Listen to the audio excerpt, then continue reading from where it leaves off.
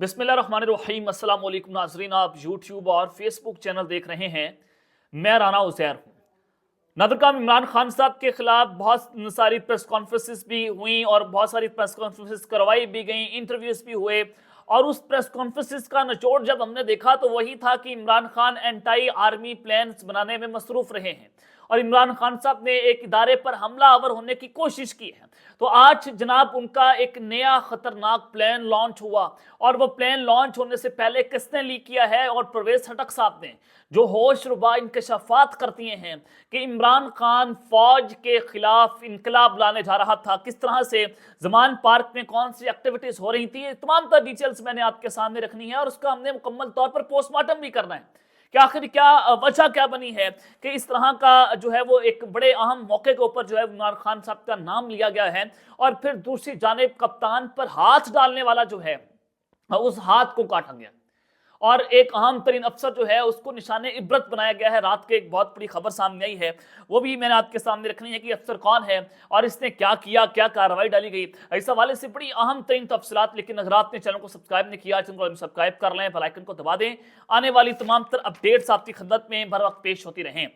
नादरकाम कल nomination papers जमा करवाने का आखिरी दिन और आपने पिछले 3-4 दिनों में देखा कि जिस तरह से हालात खराबी की जाने बढ़ रहे थे। पाकिस्तान तहरीक इंसाफ के जो उम्मीदवार जब वो मैदान में उतरते थे तो उनसे कागजात नामजदगी छीन ली जाती थी, चाहे वो उस्मान डार साहब की वालदा हों, चाहे वो परवेज रईस साहब उनकी अहलिया हों, और बहुत सारी औरतों के साथ भी जो है वो जुल्म करने की कोशिश की गई। तो जितने हालात खराब हो चुके हैं, जितनी ये सूरत हाल कॉन्ट्रोवर्शियल हो चुकी है कि पाकिस्तान मुशर्रफ नवाज को जो ग्राउंड देने की कोशिश की जा रही है वो अभी तक आपको खुश नजर नहीं आ रही। आखिर इसकी वजह क्या है? मैं आपको एक बहुत बड़ी खबर अपने इस व्लॉग पे जो है ब्रेक करने जा रहा हूं कि क्या 8 फरवरी को इलेक्शंस होंगे या नहीं होंगे। इमरान खान या तो 1 साल के बाद वज़ीर आज़म पाकिस्तान बनने जा रहे हैं या अब उनको 10 साल लगेंगे, क्योंकि ये हमेशा से प्लान तो रहा। तो अब जो जनाब फील्ड बन गई है और अब जो डिबेट हो रही है, डिबेट ये है कि फैसला सादों ने थार छोड़ गई है कि इलेक्शन क्या 8 फरवरी को करवाए जाएं या नहीं करवाए जाएं। निगरान हुकूमत के हवाले से खबरें थी कि उनको कहा जा रहा है कि आप जो है वो 2 साल मजीद ये सारे सेटअप को लेकर चलेंगे और मुल्क की मुआशी इस्तेकाम की जाने बढ़ रहा है, पाकिस्तान में पॉलिटिकल स्टेबिलिटी भी आ रही है और ये फैसला है कि 2 साल के लिए मजीद निगरान हुकूमत को जो है वो प्रोलॉन्ग कर दिया जाए। ताजिर कम्युनिटी ने भी यही मशवरा दिया और फिर जो 2 अहम तरीन मशीर और 2 अहम तरीन जो निगरान वज़रा हैं उन्होंने भी यही जनाब कहा है, यही जो है वो सिफारिश की है कि आप 2 साल के लिए पाकिस्तान में इलेक्शंस ना करवाएं। अगर आपने इलेक्शंस करवा दिए तो पाकिस्तान तहरीक इंसाफ को रोकना नामुमकिन हो जाएगा। अगर आप रोकने में भी जो है वो कामयाब हो गए तो अगला सेटअप 18 माह से ज्यादा नहीं चल सकेगा। तो लिहाजा आप मुल्क में इलेक्शंस ना करवाएं। और फ्री एंड फेयर इलेक्शंस का जब मामला आता है तो इमरान खान साहब ने एक बात की है और कुछ दिन पहले उन्होंने जेल से पैगाम पहुंचाया कि अगर आपने मुल्क में फ्री एंड फेयर इलेक्शंस ना करवाए तो IMF आपके साथ डील करने को तैयार नहीं होगा, पाकिस्तान और IMF की डील नहीं होगी। ये एक बहुत अहम राज की बात थी जो खान साहब ने की है। और अब अगर ये आपने देखा है कि जैसे इलेक्शन का माहौल बनना शुरू हुआ है कि मुल्क अनस्टेबिलिटी की जाने बढ़ रहे हैं, हालात कशीदगी की जाने बढ़ रहे हैं, पुलिस छापा मार रही है, पाकिस्तान तहरीक इंसाफ के लोगों को पकड़ा जा रहा है और PTI के पास जो है वो इस रास्ता नहीं है। जब उनके पास रास्ता नहीं होगा तो पाकिस्तान तहरीक इंसाफ डेफिनेटली शोर मचाएगी। उनके कारकुनान जो हैं वो इस वक्त ढीठ आपको होते हुए नजर आ रहे हैं। तो अगला हुक्मरान कौन होगा, ये एक बहुत बड़ा फैसला करना। क्या आप नवाज शरीफ साहब को, जिसकी इस वक्त मकबूलियत नहीं है, जिसको आवाम इस वक्त पसंद नहीं करती, क्या आप उसको हम पर लाकर मुसल्लत कर देंगे? क्या आसिफ अली जरदारी साहब या बिलावल भुट्टो इस काबिल हैं कि वो पाकिस्तान को लीड कर सकें? ये एक अहम तरीन सवाल पैदा हुआ है कि इस सारी सूरत हाल में क्या इलेक्शंस होने चाहिए या फिर नहीं होने चाहिए। अब वहां पर डिबेट होना शुरू हो गई है कि अब इसके ऊपर किया तो किया क्या जाए। कुछ अहम तरीन जो मुतालबात हैं वो तो यही है कि 8 फरवरी को जो है वो मुबैना तौर पर इलेक्शंस ना हो, क्योंकि सुप्रीम कोर्ट में ये केस जा चुका है। इमरान खान साहब की जो नाअहली की सजा है उसको ख़त्म किया जाए और तोशाखाना केस वहाँ से उड़ता नजर आ रहा है सुप्रीम कोर्ट ऑफ पाकिस्तान से। अगर वो केस वहाँ से उड़ा दिया गया तो इमरान खान साहब जो है वो इलेक्शन कॉन्टेस्ट करने के अहल हो जाएंगे। और दूसरा, नवाज शरीफ साहब की जो ताहियात अहली है वो भी वहां पर जनाब लग चुकी है और ये दोनों केसेस हैं कि इमरान खान साहब भी वहां से अहल हो सकते हैं और नवाज शरीफ साहब भी वहां से अहल हो सकते हैं।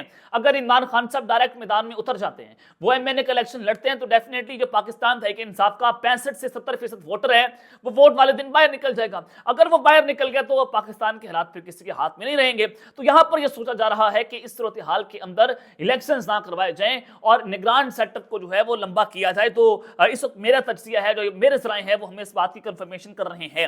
لیکن دوسری جانب آپ نے رات ایک خبر دیکھی ہوگی اور دنیا نیوز نے اس خبر کو بریک کیا, اور یہ خبر بڑی امپورٹنٹ ہے کہ عمران خان صاحب پر جس نے ہاتھ ڈالا اس ہاتھ کو کاٹا گیا ہے اور اس کو نشان عبرت بنایا گیا. رات کے یہ خبر کیا, 5 اگست کو عمران خان صاحب گرفتار ہوتے ہیں, توشہ خانہ کیس کا ایک فیصلہ آتا ہے اور تقریباً آدھے گھنٹے کے اندر توشہ خانہ کا فیصلے کو جو ہے وہ پبلک کیا گیا, حکم نامہ جاری ہوا, اور اسی آدھے گھنٹے میں عمران خان صاحب کو گرفتار کرنے پولیس پہنچ گئی.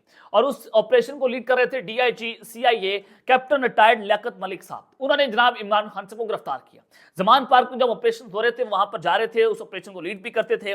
تو یہ ایک بہت بڑا نام ہے, آپ نے اس کو سوشل میڈیا پر بھی دیکھا ہوگا. جناب تقاریر بھی بڑی اچھی کرتے ہیں, جناب موٹیویشنل اسپیکر بھی بہت اچھے ہیں, ماں کے بارے میں بہت آپ کو جو ہے وہ بیانات دیتے ہوئے آپ کو نظر آئیں گے. اور بہت ساری یہ تقاریر, ان کو اینکر بننے کا بھی شوق ہے, بہت سارے شوق ان کو جو ہے وہ انہوں نے پالے ہوئے تھے. تو لہٰذا کل ان کا چہرہ بھی آپ کے سامنے آ گیا کہ لیاقت ملک صاحب جو ہیں ان کے والد صاحب ڈاکٹرز ہاسپٹل, لاہور کا بڑا مشہور ہاسپٹل ہے ڈاکٹر ہاسپٹل, اور بتایا جا رہا ہے کہ میاں عامر صاحب کے جو دنیا نیوز کے مالک ہیں یہ ان کا ہاسپٹل ہے, اور وہاں پر لیاقت ملک صاحب کے جو والد صاحب ہیں وہ جناب ان کا علاج چل رہا تھا, اور وہاں پر ان کی کوئی ڈاکٹرز کے ساتھ منہ ماری ہوگی, تلق کلامی ہوئی, اور اس تلق کلامی کے نتیجے میں انہوں نے اپنی پاور کا استعمال کیا, اور اپنی پاور کو دکھاتے ہوئے کل رات کو آدھی رات کو انہوں نے پولیس کو ساتھ ملا کر ڈاکٹرز ہاسپٹل پر جو ہے وہ دھاوا بول دیا. ڈاکٹرز کو مارا گیا, وہاں پر تشدد کیا گیا, دنیا نیوز کے جو کیمرہ مین صحافی ان پر تشدد ہوا, اور جو CCTV کیمراز جہاں پر لگے ہوئے تھے وہ سارے اکھاڑ کر اپنے ساتھ لے گئے, اور ہسپتال کے عملے کو یرغمال بنائی رکھا پوری رات. یہ کیوں کیا گیا وہ میں نے آپ کو بتا دیا کہ ان کے والد صاحب جو ہیں ان کی وجہ سے سارا کچھ ہوا ہے. اور میاں عامر صاحب جو ہے وہ دنیا نیوز کے مالک ہیں, اور وہ خبر وہاں سے چلنا شروع ہوئی, اور میاں عامر اور محسن نقوی صاحب ایک ہی ہیں, ظاہر ہے ان کا بھی میڈیا گروپ ہے, اور ان کے تعلقات آپس میں بہت اچھے تھے. تو محسن نقوی صاحب نے جناب رات کے جو ہے وہ ایک بہت بڑی جو ہے وہ پیش رفت سامنے آئی ہے سارے کیس کے اندر, اور انہوں نے ڈاکٹرز ہاسپٹل میں CIA پولیس کے دعوے کا نوٹس لیتے ہوئے DIG CIA لیاقت ملک کو فوری طور پر عہدے سے ہٹاتے ہوئے OSD بنا دیا ہے, ان کو جناب مکمل طور پر برطرف کر دیا ہے. اور ذرائع کے مطابق یہ بھی کہا گیا ہے کہ جن اہلکاروں نے عملے پر تشدد کیا ہے اور DIG CIA لیاقت ملک کی موجودگی میں پولیس نے میڈیا نمائندگان پر بھی تشدد کیا اور صحافیوں سے کیمرے موبائل فون چھین لیے ہیں, تو اس ساری صورتحال میں جو صورتحال کی وجہ سے علاج معالجے کا عمل کافی دیر جو ہے وہ معطل رہا. تو یہ سب کے اندر کے اہلکار جو ہیں ان کو بھی نوٹس لیا جائے گا, ان کے پر مقدمہ بھی درج کیا جائے گا, اور لیاقت ملک صاحب کو جو ہے وہ OSD بنا دیا گیا ہے اور ان کو عہدے سے برطرف کر دیا گیا ہے. یہ رات کے ایک بڑی اہم پیش رفت اور پازیٹیو پیش رفت ہوئی ہے کہ پاکستان میں جنگل کا قانون ہے, جس کا دل کرتا ہے وہ جا کر اپنی پاور دکھاتا ہے, وہ دعویٰ بولتا ہے, کوئی پوچھنے والا پاکستان میں نہیں رہا, عدالتیں بھی اس وقت پاکستان میں سوئی ہوئی ہیں. خیر اس ساری صورتحال میں اب جناب دوسری جانب عمران خان صاحب نے 9 مئی کیا, ظاہر ہے انٹرویوز بھی ہوئے, پاکستان تحریک انصاف کے سینکڑوں کارکنان یا رہنماؤں نے یا ان کی لیڈرشپ نے پاکستان تحریک انصاف کو اس وجہ سے چھوڑا کہ عمران خان صاحب جو ہیں وہ تشدد زیادہ سیاست کر رہے تھے, وہ فوج کے خلاف انقلاب لانا چاہتے تھے. انہوں نے 9 مئی کیا, وہ GHQ پر حملہ آور ہونا چاہتے تھے, وہ جنرل عاصم منیر کو آرمی چیف نہیں بننا چاہتے تھے, ان کے پاس رپورٹس یہ تھیں. وہ بہت ساری خبریں, عثمان ڈار صاحب جو ہیں انہوں نے بھی اس پر انٹرویو دیا, پھر انہوں نے کہا کہ جی ہاں جس حالات میں میرا انٹرویو ہوا وہ بھی پوری قوم کے سامنے ہے. فرح حبیب جو ہیں انہوں نے کہا کہ ایک آدم کا راستہ تھا اور ایک تشدد کا راستہ تھا, شیطان کا راستہ تھا. وہ کہا کہ شیطان کا جو راستہ ہم نہیں اپنائیں گے, ہم آدم کا راستہ اپنائیں گے. یہاں تک انہوں نے عمران خان صاحب کو شیطان کہہ دیا. تو کل رات کو پرویز ہٹک صاحب جو عمران خان صاحب جو ہیں ان کی کور کمیٹی کا ممبر بھی رہے, وہ ان کے ہمیشہ ساتھ بھی رہتے تھے, جو پرویز ہٹک صاحب جو ہیں انہوں نے جس طرح سے ان کی پیٹ پر جھولا کھونپا وہ سب کچھ پوری قوم کے سامنے ہے. تو انہوں نے ایک اہم ترین انٹرویو دیا. یہ انٹرویو جناب سما نیوز پر چلوایا گیا, اور اس انٹرویو میں جو انہوں نے انکشافات کیے وہ انتہائی خطرناک اور لرزہ خیز ہیں کہ عمران خان فوج کے خلاف کیا کرنے جا رہے تھے, زمان پارک میں کون کس کو کس طرح کی ٹریننگ دیتا تھا. یہ وہ انہوں نے پہلی بار جو ہے وہ قوم کے سامنے کچھ انکشافات کیے ہیں. انہوں نے کہا کہ عمران خان صاحب کو ہم کہتے رہے کہ آپ دھرنا ملتوی کر دیں, جو ایک 25 مئی کا دھرنا بھی تھا جو خان صاحب جو ہیں وہ جنرل باجوہ صاحب کے دور میں لائے تھے.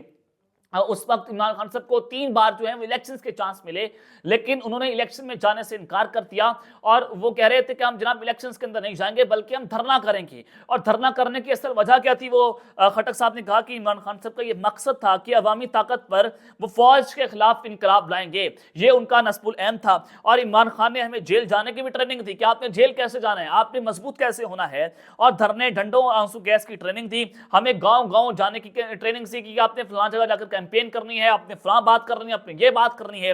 اور پھر انہوں نے کہا کہ میں جو ہے وہ مختلف جگہوں پر لے جا کر پریکٹس کروائی جاتی تھی کہ آپ نے کس طرح سے جو ہے وہ اپنی باڈی کو مضبوط کرنا ہے، آپ نے آنسو گیس چیلنج کا مقابلہ کیسے کرنا ہے، آپ نے ڈنڈے کیسے برداشت کرنے ہیں، آپ نے جب جیل کے اندر جانا تو آپ نے جیل کے انوائرمنٹ سے کیسے جو ہے وہ آپ نے اس سے اپنے ساتھ اس میں گھل ملنا ہے. تو عمران خان صاحب نے جو جیل بھرو تحریک کا اعلان کیا تھا بقول پرویز خٹک صاحب کے کہ وہ اس وجہ سے تھا کہ جیل کا خوف جو ہے وہ عوام کے دلوں سے نکل جائے، عوام جا کر جیل بھرتے، ان کے کارکنان جیل بھرتے جو انہوں نے شروع بھی کر دی تھی اپنے دھرنے کے دوران.